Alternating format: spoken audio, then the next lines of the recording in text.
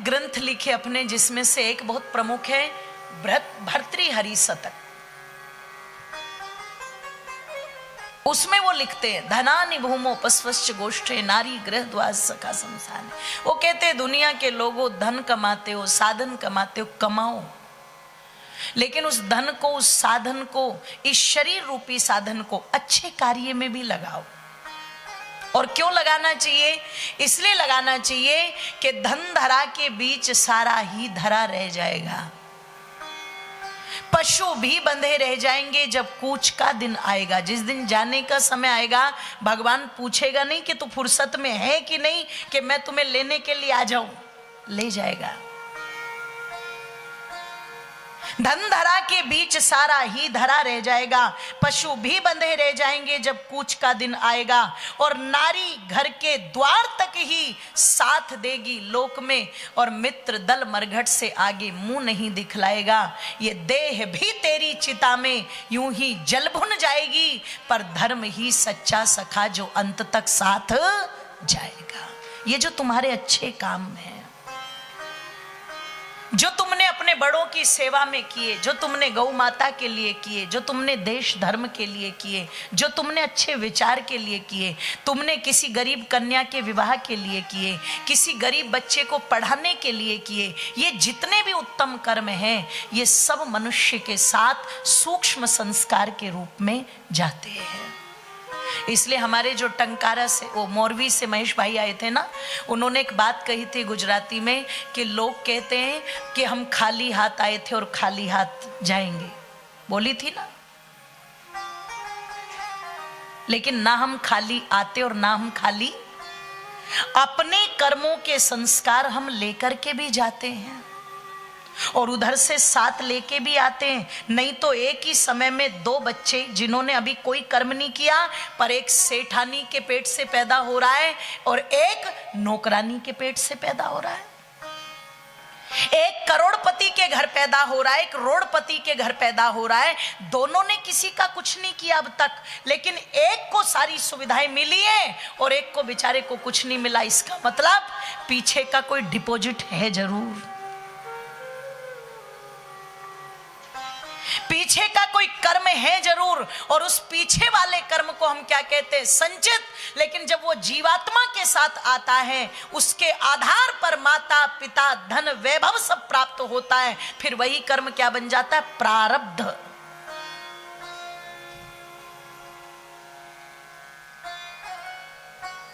क्रियमाण संचित प्रारब्ध, एक सर्कल चलता है। क्रियमाण, फिर संचित, फिर प्रारब्ध, फिर क्रियमाण, फिर संचित, फिर प्रारब्ध। ये पूरा सर्कल चलता रहता है यूं गोल गोल गोल गोल।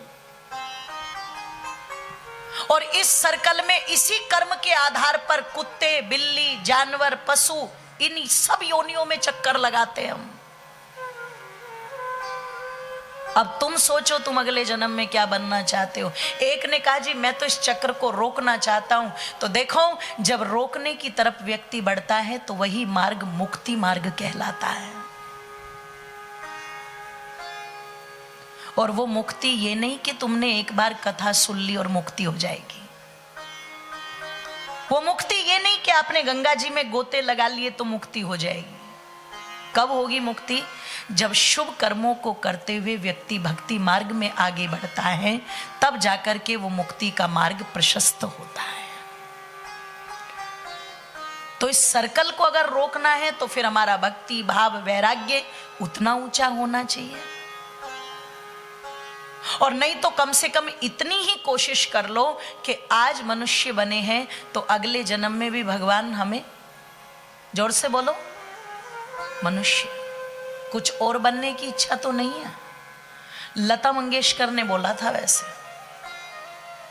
लता मंगेशकर से पूछा क्या आप अगले जन्म में लता मंगेशकर बनना चाहती हो? तो जानते हो क्या कहा? भगवान मुझे चिड़िया बना दे, तोता बना दे, मैना बना दे, सब कुछ बना दे, लेकिन लता मंगेशकर ना बना दे। इसका मतलब हर कोई अपने जीवन से दुखी है।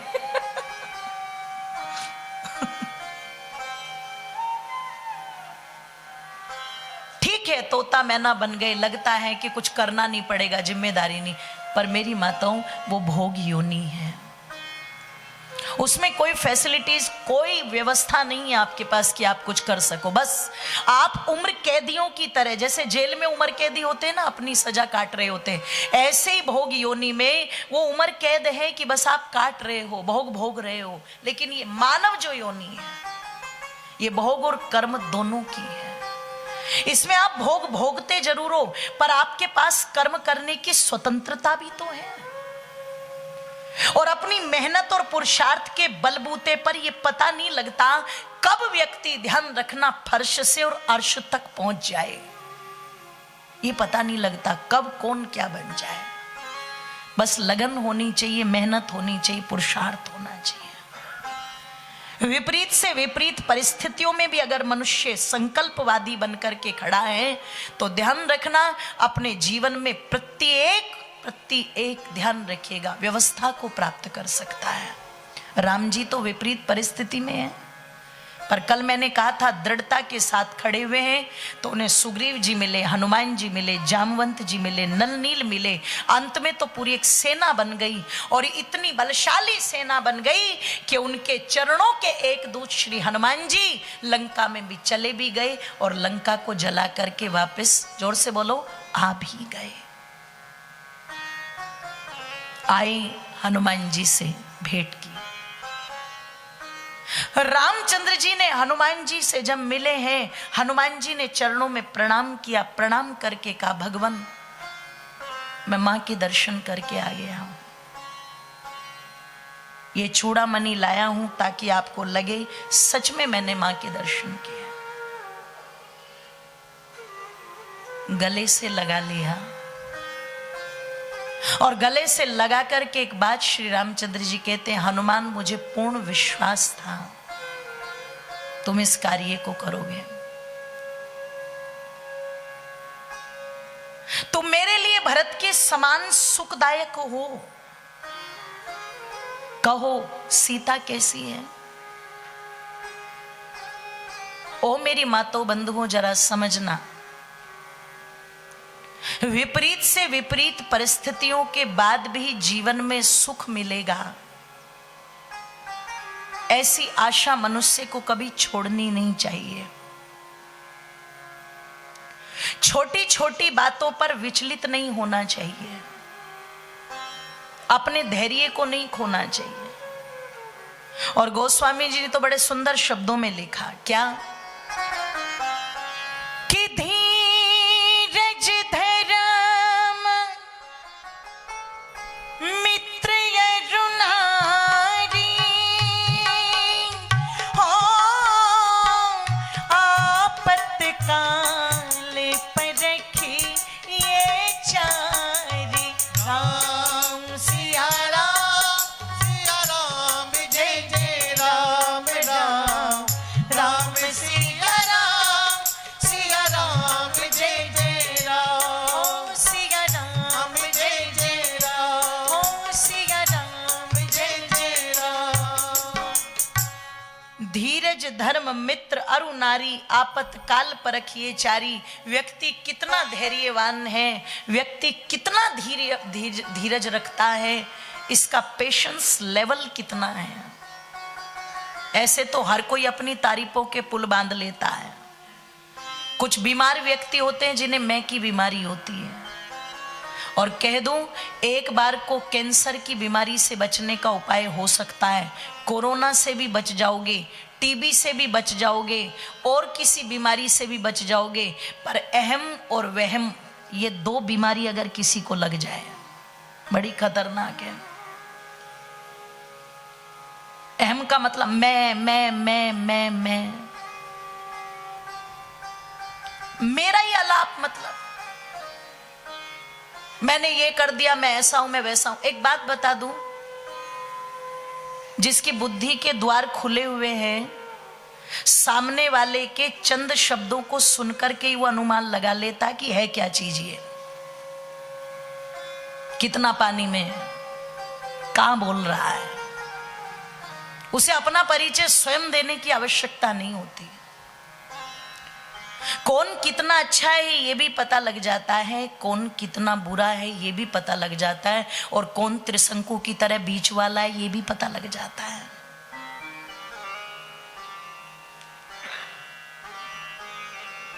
और अच्छा ही वो जो दूसरा बोले। अच्छे व्यक्ति का एक लक्षण, वो अपने मुंह नहीं बोलता, उसका कर्म बोलता है, उसका व्यवहार बोलता है।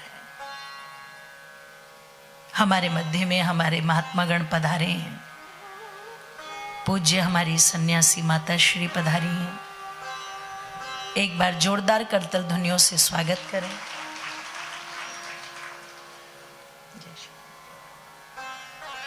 बोलिए श्री रामचंद्र भगवान की जय। तो मैं निवेदन कर रही थी मेरी माताओं, अहम और वहम जिसके अंदर आ गया, अहंकार आ गया, शंका का भाव जिसका बन गया,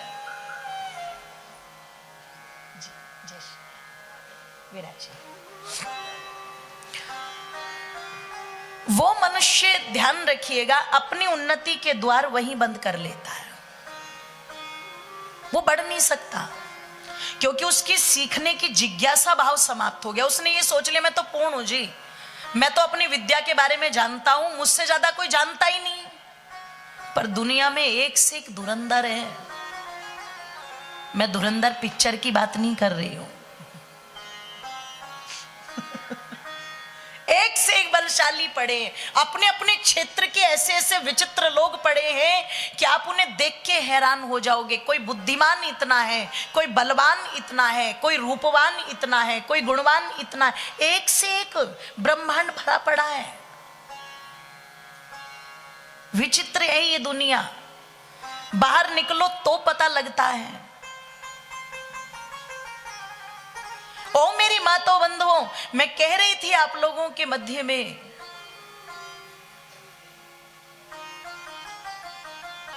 जहां अहम आ गया, वहम आ गया, वहां सब उन्नतियां रुक जाती है।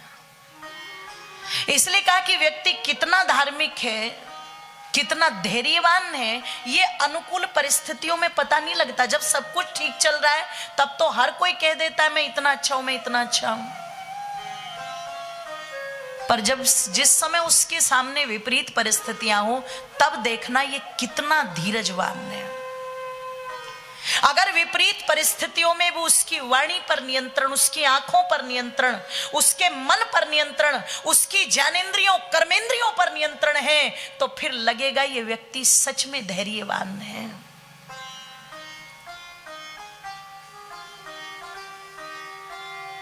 विपरीत परिस्थितियों में भी जो अपना धैर्य नहीं खोता, तो का धीरज की परीक्षा करनी हो तो विपरीत परिस्थितियों में करना।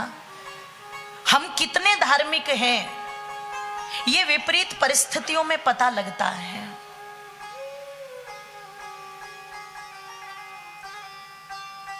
महाराणा प्रताप लड़ाई लड़ रहे हैं देश के लिए, लेकिन इतना भी धन पास नहीं रहा कि अपनी सेना को रोटी खिला सके। भामा शाह को पता लगा, पहुंच गया राणा के पास, जाकर के ललकार की लड़ते क्यों नहीं हो। महाराणा प्रताप कहते हैं भामा शाह, भूखे भजन ना होए गोपाला, ये लो अपनी कंठी माला। भूखे पेट तो व्यक्ति भगवान का भजन भी नहीं कर पाता, युद्ध क्या खाक करेगा।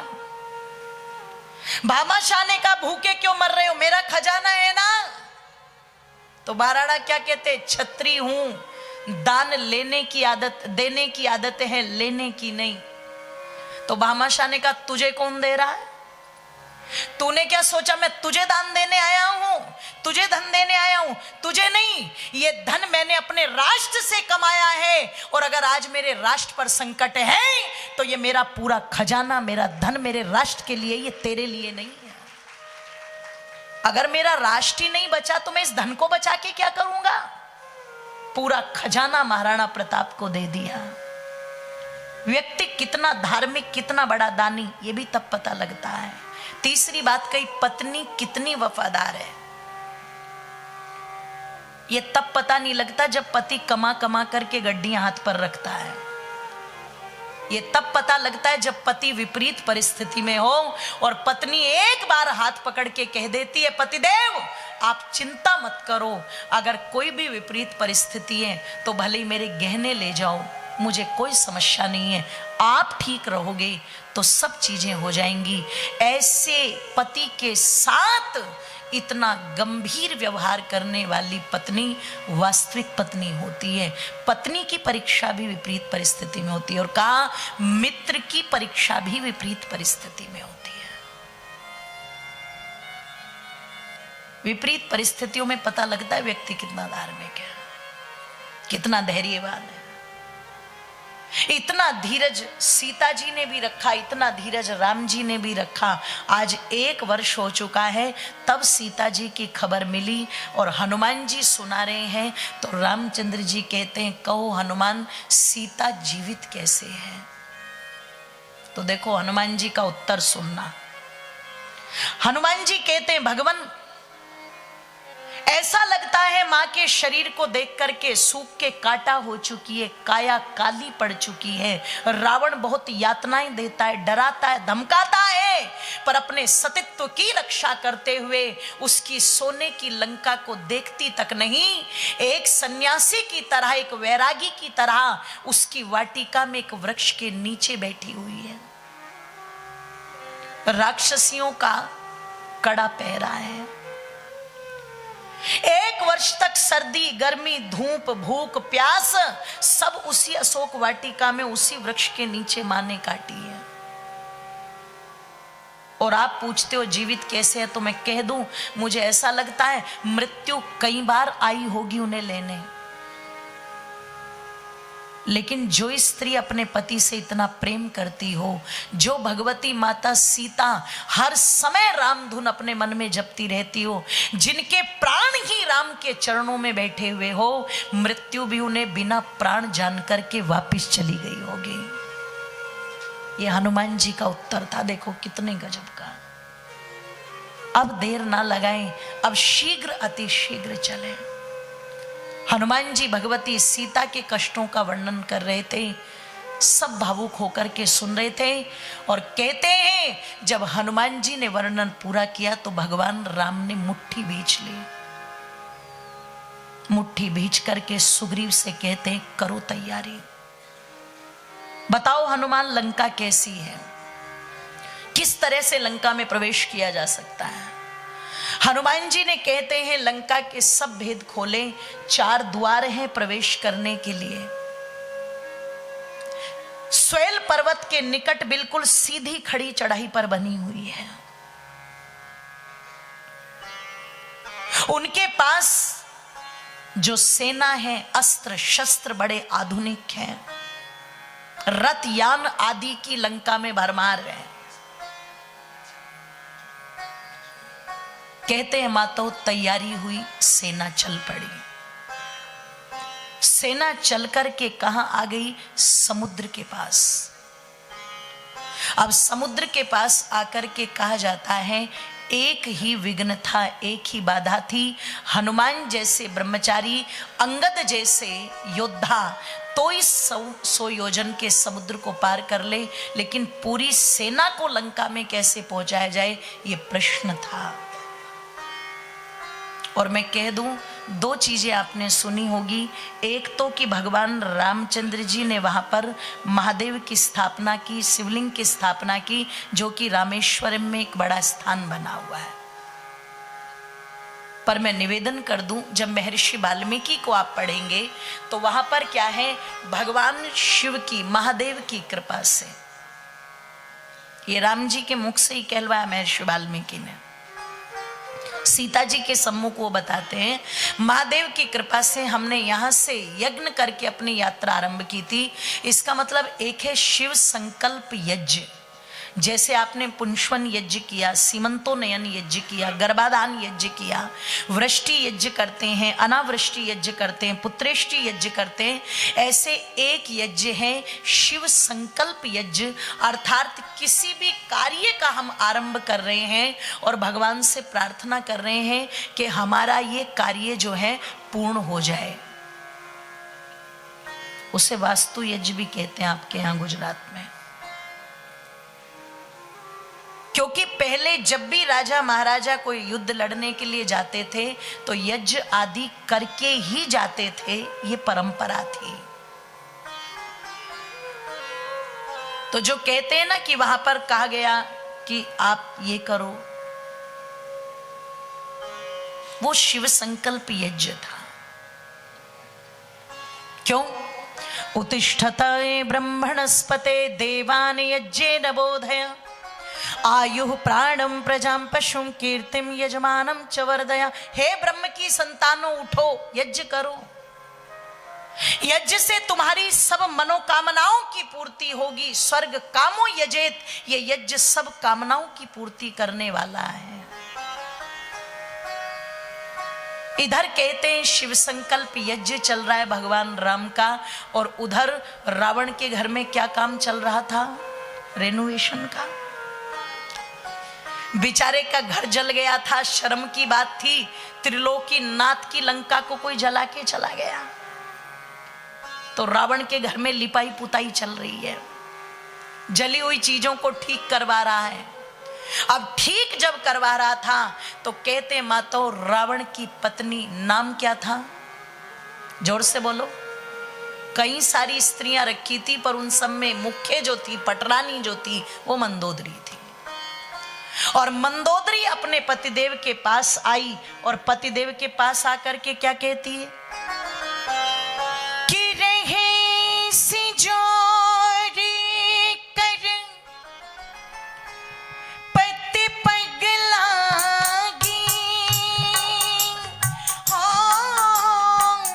बोली वचन नीति रस पागी।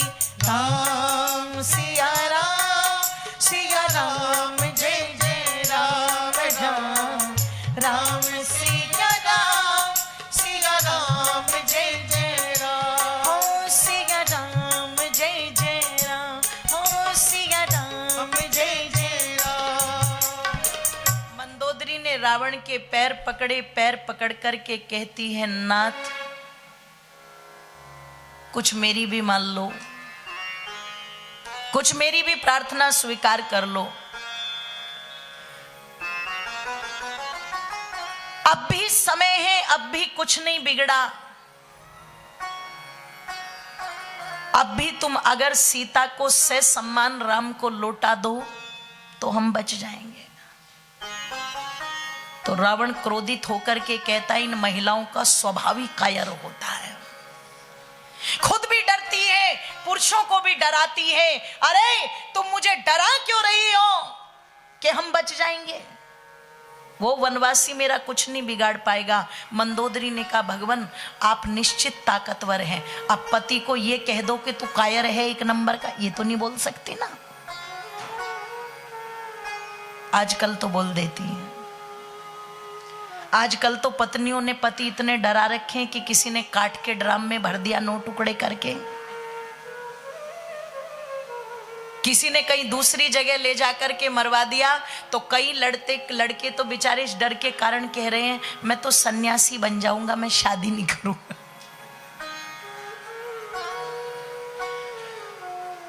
रावण कहता है, कायरों की बात मत करो, वो वनवासी मेरा कुछ नहीं बिगाड़ पाएंगे। मंदोदरी ने कहा, मैं जानती हूं आप बलशाली, आप ताकतवर, लेकिन जिनका एक दूत आकर के और अकेले ही आपके भवन को जला करके चला गया और आपके बड़े बड़े योद्धा खड़े होकर के देखते रह गए, तो सोचो जब वो पूरी सेना लेके आएंगे तो क्या होगा।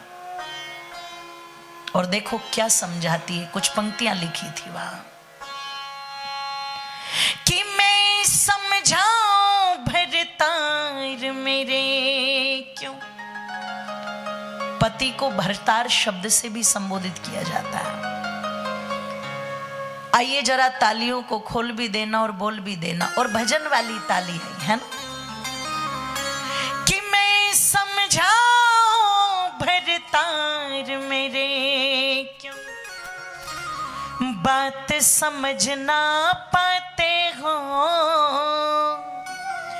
और निर्दोषी सीता के हरण में अपना धर्म डिगाते हो।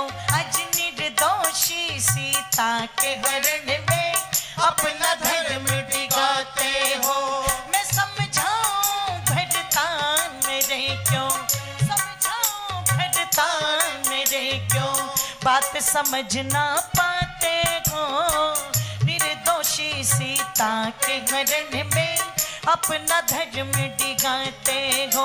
आज निर्दोषी सीता के हरण में अपना धर्म डिगाते हो। दोनों हाथों को एक साथ उठा करके